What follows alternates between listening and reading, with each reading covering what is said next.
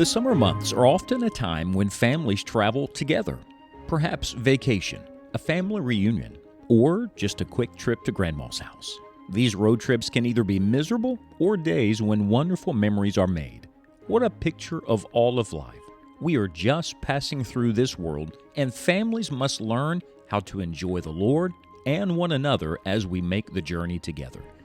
We are taking a summer road trip through the book of Philippians, the book of Christian joy, and discovering principles to help our homes. Let's join Scott Pauley now for today's study. If you want to change an action, you first have to change a thought. Because as a man thinketh in his heart, so is he. Whatever you think about long enough, eventually you will do. And I think sometimes we're trying to change our homes, our families, relationships, communication, without ever addressing the root problem. And the root problem is our mind. Isn't that always where the real battle is fought? In your mind. We've come in our study of the book of Philippians to Philippians chapter number 2, and what an amazing chapter this is. Philippians 2 is the classic passage, if you will, on the mind of Christ. Now, we'll study the entire thing, but listen to how the chapter opens in Philippians 2, verse 1. If there be therefore any consolation in Christ, if any comfort of love, if any fellowship of the Spirit, if any bowels and mercies, fulfill ye my joy, that ye be like-minded, having the same love, being of one accord, of one mind. Now, the operative word joy is found here in verse 2. Remember this book of Christian joy, and we want happy hearts and homes for sure. Now, there's love mentioned here, and we think, well, of course, in our family there must be love. But then he connects all of that to the mind. In fact, twice here in verse 2, like-minded, one mind. You see, we try to fix relationship issues and communication problems and so many other things, but if the mind doesn't change, nothing changes. There are actually 10 references to the mind in the book of Philippians, and 5 of them are found right here in this chapter of Philippians chapter number 2. I would challenge you to read the entire chapter at one sitting because it really concentrates on the mind of Christ being in us, learning to think like the Lord Jesus. You know, it's an amazing thing, but when you get the mind of Christ, you think differently about everything and everyone. It changes the way you think about God because Christ's mind was a mind of obedience to the Father. It changes the way you think about yourself because Christ's mind was a mind of humility. And then it changes the way you think about others because Christ's mind was on the needs of others. I'm telling you, if we could learn to think differently, to feel differently in the inner man, it would affect our relationship and our communication in every way. In studying this little word mind, I discovered something, and it is very interesting. The word here literally means the sentiment, the feeling. It's an attitude word. It's more than knowledge. Now, that's very important because some people have the idea that if they get enough Bible knowledge, if they know enough, if they're smart enough, if they can figure things out, if they're problem solvers, then they can straighten it out.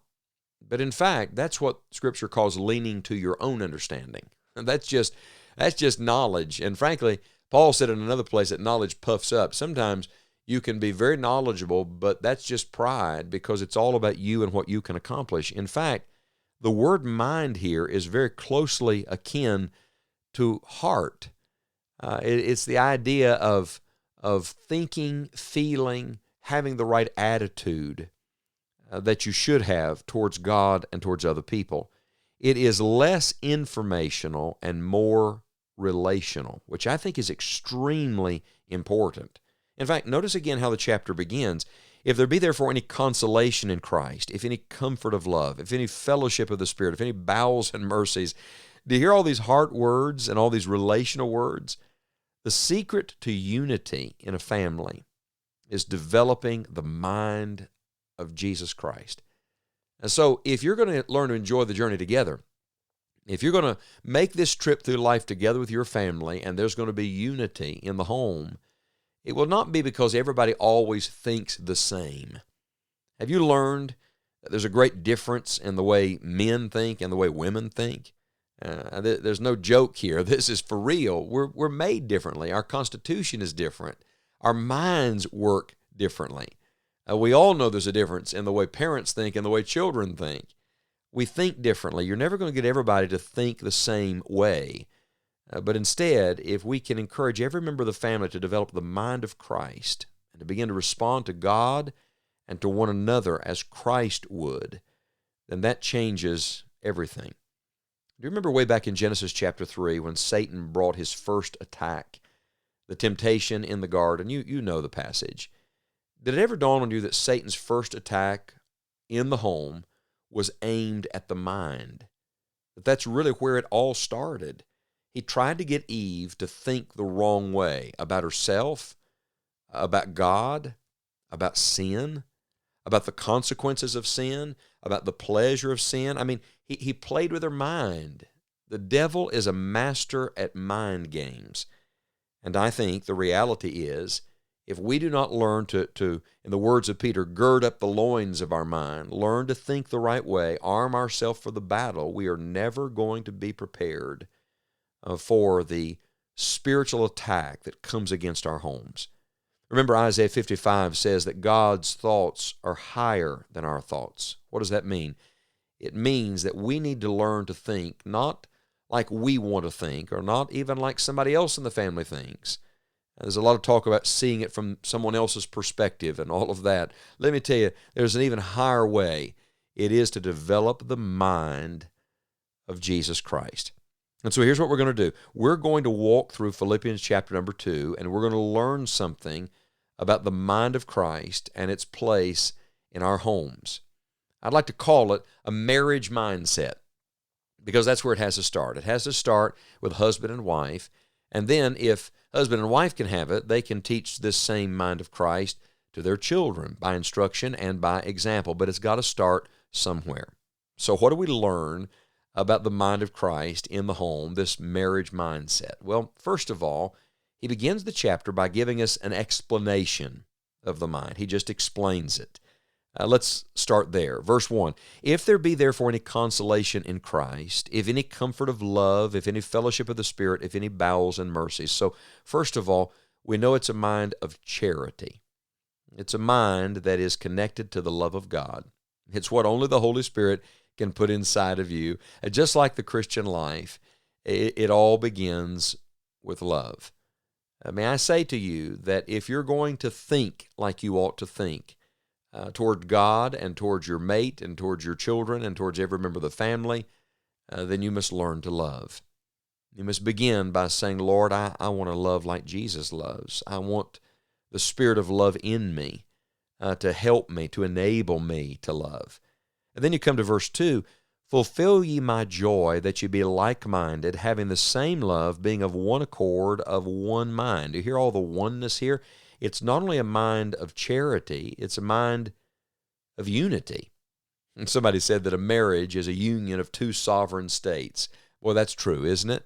And we think differently, and we feel differently, and we come at the same problem from two different perspectives. But I want you to know that the Christian husband and wife must learn to have the mind of unity that says we are in this together with Christ, because only Christ can bring true oneness in the home. You don't always have to agree with one another, but we all must agree with the Lord Jesus, and whatever the Lord Jesus says and wants, that's what we want for our homes. The mind of Christ, the marriage mindset, is a mind of charity and a mind of unity. We'll return to Philippians chapter 2 in our next study. I hope you'll spend some time in it between now and then and ask the Lord to help you have the mind of Christ.